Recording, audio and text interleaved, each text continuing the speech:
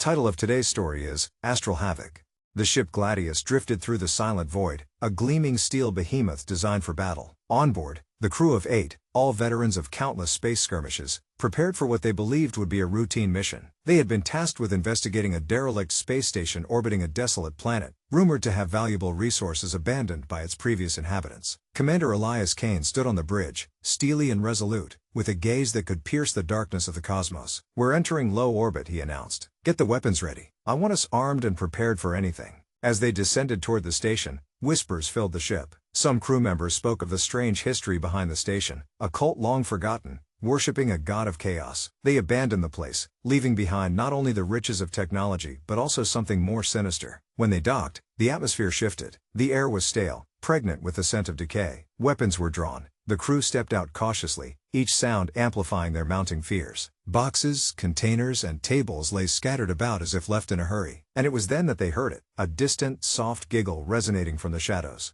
A pair of glistening eyes appeared, darting from one corner to another. Hyenas, or something resembling them, lurking ever so closely. Tension gripped the crew, their instincts screamed danger. Without a plan, they moved deeper into the station, stumbling upon an ominous altar. Arranged on it were remnants of forgotten worship, glistening objects shaped like feathers, inscribed with ancient symbols of wings belonging to a chaotic god. Suddenly, the hyenas lunged at them, feral and ravenous, their ghastly forms revealed under the flickering lights. The crew opened fire, stunning the creatures momentarily. In that chaos, one of the soldiers, Alex, fell back, met with a horrific fate as the hyenas dragged him into the shadows. His screams echoed, rapidly muffled by their ravenous feasting. "Move! We need to get back to the ship," Commander Kane bellowed. But humanity had not prepared them for this, the primal fear of predatory creatures sharpening their survival instincts. In that madness, the glistening eyes seemed to smile, a gruesome reflection of humanity's failure. The crew crammed into the Gladius, shaken but determined. They sealed themselves inside, expecting to leave the nightmare behind. But the station had other plans. Alarms blared, and the ship's systems began to malfunction. Lights flickered as shadows danced eerily on the walls. "Control report?" Kane barked at the technician. "Marie, the main systems are down, Commander. It seems like someone or something is using our own technology against us," she managed, panic rising in her voice. The hyenas had infiltrated the ship, their bloodlust insatiable. In vast quantities they advanced, emboldened by the taste of flesh. The crew retaliated, bullets flying and piercing the creatures' skins. But the hyenas were too many. One by one they fell, limbs torn apart, their screams replaced by unsettling silence, as the creatures feasted amid the carnage. Outside, the shadow of the planet loomed larger, as if observing the disorder within. Amidst the chaos, Kane recalled the altar. "We need to go back," he said, against his better judgment. Somehow, they were drawn to this ship. The remaining crew, driven by desperation,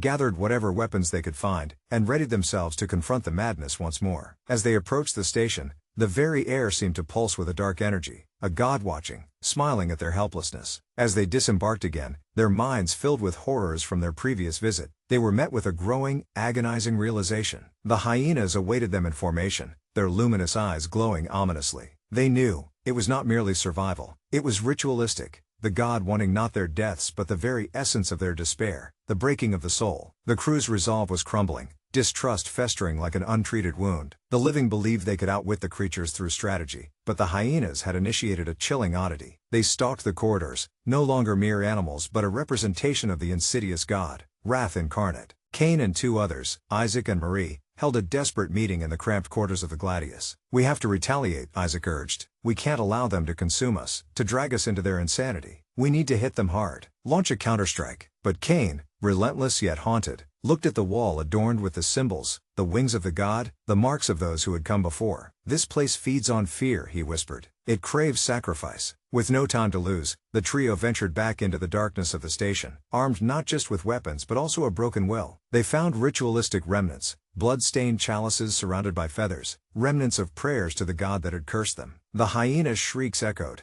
the sound carrying the weight of 100 lives stolen. As the 3 stumbled upon a horrid gathering of hyenas, their eyes glinting with malice, the reality struck: there were no victims left. Their minds were fractured. Jess, one of their crewmates, now joined the pack, eyes shining, a willing servant. "We must embrace our fate," she proclaimed with a smile that chilled them all. Kane and Isaac opened fire, the gunfire a desperate plea for survival. Flesh ripped, and bodies fell into the gore, but the creatures advanced, relentless in their pursuit. The cries of remorse and lament sprawled through the air, their once human forms forgotten. Suddenly, the heavens began to darken. A presence manifested before them, an ethereal being of light mingled with shadows, beckoning them. "Join the feast of despair," it whispered, its wings stretching beyond comprehension. The remaining crew fought valiantly, but nothing could withstand the cosmic force, a predatory god transcending their understanding of existence. Reeling from the fury of the supernatural and primal, Kane and Marie fled the carnage of the station, her mind swirling with visions of what had transpired. They stumbled upon an escape pod, hope igniting amidst the gnashing of jaws and snapping of bones echoing from behind. With barely a moment to think, they activated the pod. Alarms shrilled loudly as they blasted off, leaving the chaos behind. The cabin shook, but amidst the violence, silence soon enveloped them. Kane's brow furrowed with thought. "We need to send a distress signal before the entity catches up," he rasped, staring into the abyss outside the viewing pane. But the tranquility was short-lived. Kane's fingertips trembled over the controls, every fiber of his being strained under the burden of memory. Marie's eyes darted toward the endless void as shadows seemed to flicker outside, closing in. "Elias," she whispered, "the god isn't content with our lives." But it was too late. A massive shadow consumed the pod. The stars dimmed, subsumed by darkness. A voice resonated, a predatory, mocking laugh. "You cannot outrun me. Your souls are mine." Marie couldn't bear it. She began to cry, tears blending with the emptiness surrounding them. "We can't." But they had both heard the call of the dead. The echoes of the crew who had lost their battle with the hyenas, their final cries melding with the cosmic winds. In that moment of realization, the pod faltered. Darkness swelled within, drowning the light of hope. The shadows intensified around them, coiling through the very core of the pod, a divine malevolence driven by voracious hunger entwining with inevitable demise. Kane's mind shattered as the darkness began to seep into the pod. Visions filled his thoughts, each crew member he had failed,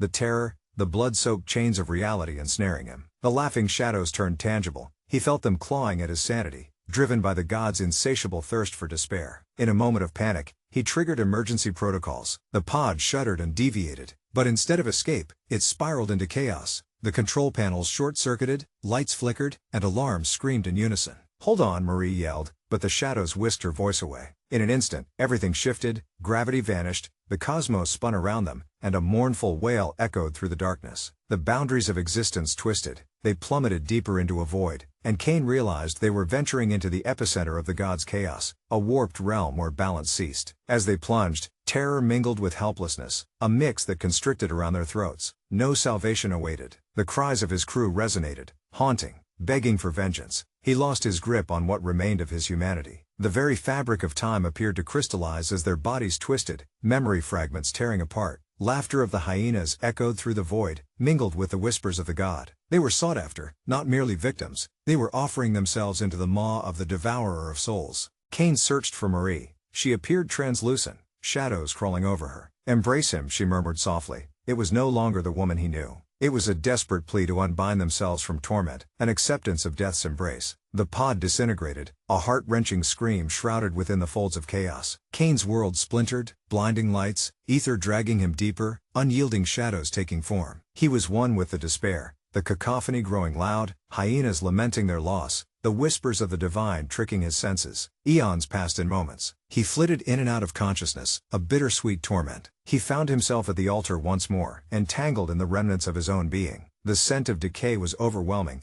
the altar unseen, it polluted his essence, clawing at what little sanity remained. The hyenas surrounded him, their bodies pulsating with life, mouths stained red with the blood of his former crew. A sickening grin spread across their grotesque faces. The final moments were filled with grotesque mirth. The god loomed larger than ever, an insatiable hunger for the twisted dance of souls replaying endlessly. Upon the altar lay shimmering blades etched with symbols of death, awaiting sacrifice, a mockery of life. They feasted on the remnants of their pain, gnashing through flesh and bone, their laughter mingling with despair. The taste of fear lingered in the air, a symphony of anguish. Elias Kane understood now. The blissful ignorance of a happy ending had eluded them. There was no escape from servitude to this malevolent god. He was lost, consumed by a chaotic force that feasted on despair, a never-ending cycle. As the wicked laughter drowned them, the universe turned dark, a testament to humanity's folly and the obligation to ascend as offerings. There would be no understanding left, only a delicate smirk, the remains lost in a cosmic wilderness filled with the echoes of a forgotten past. Each soul consumed, a sacrifice to a god unfathomable, their smiles mere reflections of a twisted fate awaiting those who dared to venture into its hungry grasp. Please like, share, and subscribe.